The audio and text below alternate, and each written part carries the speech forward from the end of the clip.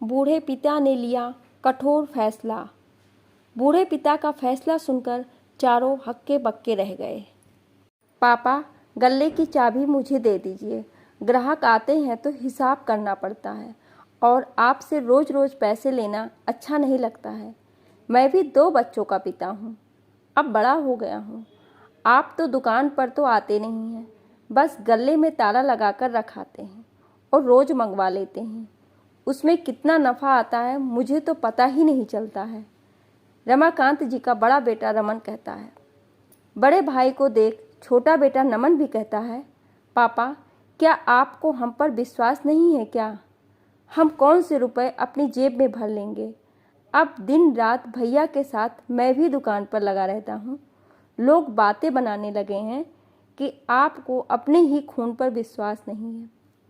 रमाकांत जी दोनों बेटों की बात सुनते हैं और रुपयों का गल्ला अपने साथ कमरे में ले जाते हैं और कमरा बंद कर लेते हैं। देखिए भैया, पापा को कितना भी सुना दो, इन्हें कोई फर्क नहीं पड़ता है। मोटी चमड़ी के हो गए हैं। मम्मी के जाने के बाद ज़्यादा ही शक करने लगे हैं। हमारी तो कोई इज्जत ही नहीं है, नमन झल्ला कर बोला। नमन, तू परेशान मत हो, मैं कोई ना कोई इंतज़ाम करता हूँ। आखिर अब हमारा भी घर परिवार है और हम पापा से हर महीने पैसे मांगते हुए अच्छे थोड़ी लगते हैं। हमें भी हाथ फैलाना अखरता है। मैंने और तेरी भाभी ने एक योजना बनाई है, मैं जल्दी ही तुझे बताऊंगा। और रमन भी कमरे में चला जाता है। दोनों की पत्नियां खाना बना लेती हैं और रमाकांत जी भी खाने के लिए बैठ जाते हैं। उन्होंने खाना देखा तो फिर बोले, नमिता बहू, आज मूंग की छिलके की दाल क्यों नहीं बनाई? मैं रोज़ रात का खाना उसी से खाता हूँ, मुझे वो दाल जल्दी से पच भी जाती है। तभी छोटी बहू रंजना सामने रोटी रख देती है। बहू, ये रोटी में थोड़ा सा ही घी लगा है। कितनी बार कहा है, मुझे अच्छा घी खाने की आदत रही है। घी लगाने से रोटी नरम पड़ जाती है, दांतों से चबाने में आसानी होती है। पापा, एक तो आपकी बहुओं ने गर्मी में खाना बनाया है, अब जैसा बन गया है खा लीजिए, इतना क्यों परेशान कर रहे हो? रमन ने बैठते हुए कहा। तभी नमन भी बोलता है, और क्या, आपकी जितनी सेवा हमारी पत्नियां कर रही हैं उतनी तो किसी और की नहीं होती होगी। आपको सब सिर पर बैठाकर रखते हैं तो आपके ज़्यादा ही नखरे हो गए हैं। उसने भी फटकार लगाई। रमाकांत जी से ये सब सहन नहीं हुआ। वो चुपचाप खाना छोड़कर अपने कमरे में आ गए। पीछे से बहू नमिता की आवाज़ आती है, अब कोई बच्चे हैं जो मना कर लाए? इतनी उम्र हो गई है फिर भी समझ नहीं है। ज्यों ज्यों पापा की उम्र बढ़ रही है वैसे वैसे नखरे बढ़ रहे हैं। अब घर बार संभालें या आपके पापा के नखरे उठाएं, ये तो हमारे बच्चों से भी ज़्यादा परेशान करते हैं। रमाकांत जी कड़वे घूंट पीकर रह जाते हैं। आज तो उनका कलेजा छलनी हो गया। बेटे तो बेटे, बहुएं भी कड़वा बोल देती हैं। अपने ही बच्चे ऊंचे स्वर में बात करें और खुद अपने पिता का अपमान करें, इससे बड़े दुख की बात और क्या होगी। माँ होती तो रोकर दिल को हल्का कर लेती, पर पिता होना भी बड़ा मुश्किल है। मन को पत्थर बनाकर रखना होता है, बड़े से बड़े अपमान झेलने होते हैं।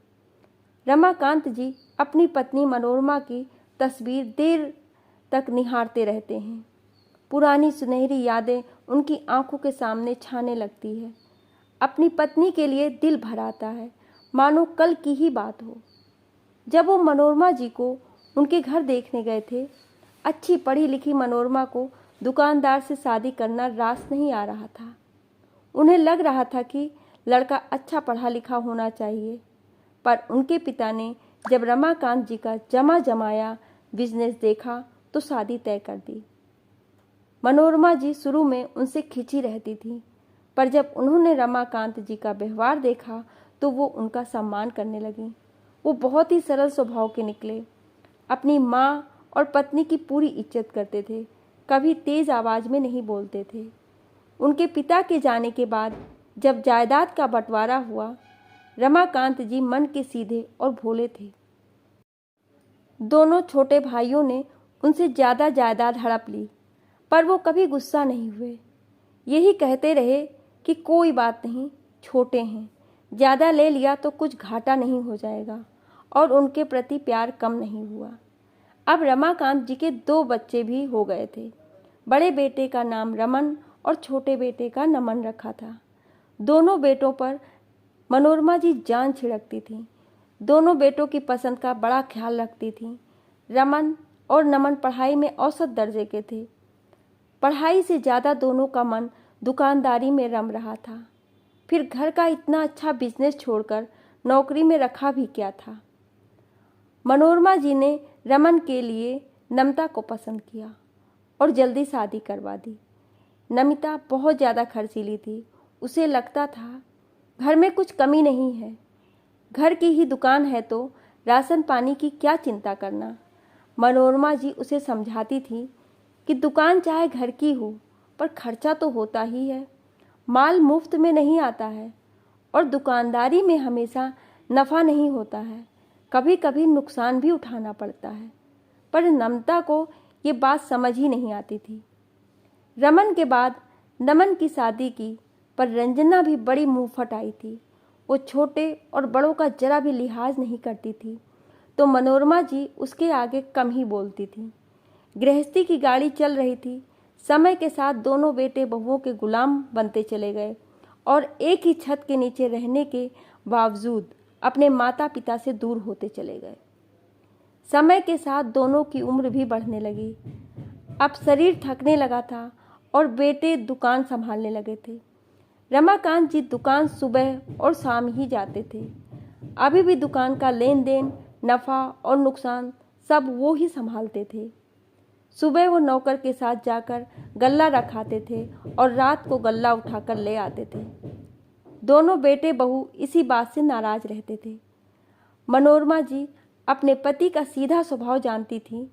ये सब मनोरमा जी ने ही अपने पति को सिखाया था।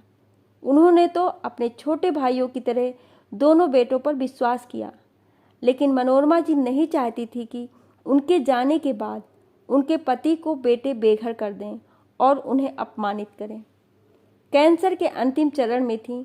उन्होंने जाते जाते पति से वचन लिया कि वो बेटे और बहू के आगे कमज़ोर नहीं पड़ेंगे और जायदाद और दुकान जीते जी उन्हें नहीं देंगे, और सदा के लिए दुनिया से चली गई। मनोरमा, तू क्यों चली गई? साथ रहने का वादा था और बीच रास्ते में ही चली गई। और वो अपनी पत्नी की फ़ोटो निहारते निहारते सो गए। अगली सुबह वो जब उठे तो देखे घर में हल्ला मच रहा था। दोनों बहुएं अपना सामान लेकर खड़ी थीं और बड़े बेटे उन्हें मना रहे थे। नमिता, तू चली गई तो ये घर और बच्चे कौन संभालेगा? मैं अकेला रह नहीं पाऊंगा, रमन कह रहा था। रंजना, तेरे जाने के बाद मेरा क्या होगा? खाना कौन बनाएगा? तुम अपने पापा को कह दो कि हम पर हुक्म ना चलाएं। ये हमें ऐसे ही परेशान करेंगे। रोज़ खाने में मीन मेख निकालेंगे तो हम दोनों यहाँ नहीं रहेंगे, नमिता ने कहा। पापा, अब आपकी उम्र हो गई है और मेरी पत्नी आपसे परेशान हो चुकी हैं, तो आप ये घर छोड़कर गांव वाले पुश्तैनी मकान में रहने को चले जाएं। बड़े बुजुर्गों का काम है वो घर में शांति और सुख बनाए रखें, रमन ने बेशर्मी से कहा। हाँ पापा, आप गांव क्यों नहीं चले जाते? माना वो घर खंडहर हो गया है, पर आपको अब क्या करना है और कितना जीना है? जीवन का अंतिम समय आप वहाँ जाकर भगवान का नाम लेकर गुजारें और हमें चैन से जीने दो, नमन ने भी चिढ़कर कहा। तभी नमिता बोली, ये घर से क्यों जाएंगे? इन्होंने तो हमें परेशान करने की ठान रखी है। मम्मी जी के साथ ये भी चले जाते ताकि घर में शांति तो बनी रहती। ये सुनते ही रमाकांत जी अंदर तक हिल गए, पर उन्होंने धैर्य बनाए रखा। बेटा रमन, मैं इस उम्र में कहाँ धक्के खाऊंगा? वो जो खंडहर हो गया है अब रहने लायक नहीं है। बूढ़ी आंखों में कमजोरी आ गई है और अब तो हाथ पैर भी कांपते हैं। अब जाने कब ईश्वर का बुलावा आ जाए। मैं तो उन्हीं के बुलावे का इंतज़ार कर रहा हूँ, पर लगता है तुम दोनों और तुम्हारी पत्नियाँ मुझसे परेशान हो गई हैं। अब हमारा साथ रहना मुश्किल है। घर में क्लेश बना रहता है। बड़े बुजुर्गों का फर्ज है कि घर में शांति बनाए रखें, पर क्या छोटों का फर्ज नहीं है? वो बुजुर्ग का ध्यान रखें, उनकी देखभाल करें। नमिता और रंजना, मैं तुम दोनों से पूछता हूँ, तुम अपने बच्चों और पति के पसंद का ख्याल रखती हो? उनकी पसंद का खाना बनाती हो? तो क्या बूढ़े ससुर को 2 समय का खाना नहीं दे सकती हो? हाँ, तुम्हें तकलीफ होती होगी, तो मैंने भी निर्णय लिया है, अब हम अलग हो जाते हैं। ये घर और दुकान मेरी है। मुझे अफसोस होता है कि तुम दोनों बेटों को पालने से अच्छा मैं किसी जानवर को पालता तो वो वफादारी तो निभाता। तुम सब अपने बच्चों और पत्नियों को लेकर गांव वाले खंडहर में चले जाओ। गरम खून है, कुछ ना कुछ जुगाड़ करके खा कमा ही लोगे, ताकि तुम सब शांति से जी सको और मैं भी शांति से जी सकूं। अब रोज रोज के ताने बर्दाश्त नहीं होते हैं। जिसके घर की छत के नीचे तुम सबको आसरा मिला है, तुम उसी जन्मदाता और पालनकर्ता का अपमान करते हो। और उसी दुकान के मालिक को 2 मुट्ठी दाल नहीं मिलती है। तुम दोनों से अच्छा है मैं दुकान पर 2 नौकर रख लूँगा और बैठे बैठे खा लूँगा।